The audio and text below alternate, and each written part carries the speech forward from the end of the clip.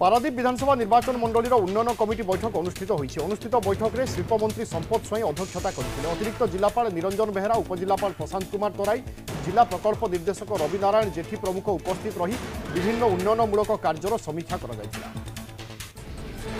वर्षा दिन पूर्व नदीबंध मरामती करने और ड्रेनेज समस्या उपर बैठक में गुरुत्व दि जाता। पारादीप निर्वाचन मंडली को आसीथिबा अर्थ केते विनियोग होईछि ता उपरे मध्य विस्तृत आलोचना होईछि।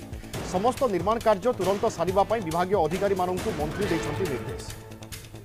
आज एसीडीसी मीटिंग आज अनुष्ठित होती असेंबली लेवल कॉन्स्टिट्यूएंसी डेवलपमेंट कमिटीर मीटिंग। ये मीटिंग रे आमर Paradip ADM, sub collector, PD, DRDA एवं Kujang BDO, Tirtol BDO, Paradip executive officer, Paradip municipality chairman, Kujang block chairman एवं समस्त लाइन डिपार्टमेंट रो ऑफिसर माने समस्ते उपस्थित रही विभिन्न विभाग जो स्कीम अच्छी एवं तार कार्यकारिता उपरे पुंखानुपुंख भाव में समीक्षा करा जाउची एवं जहाँ जहाँ सरकार तरफ जो सुविधा सुजोग जोगाई दिया जाउची ठीक भाव में लोक मानक पाखे पहुँचुची कि नहीं एवं जहाँ टार्गेट दिया जाइथिला सरकार को तरफ केते अचीव हैला ये सब विषय रे समीक्षा करा जाउची एवं आगामी दिन रे किभଳି भाव में लोकंक पाखे आहुरी सुविधा भाव एवं लोकंकु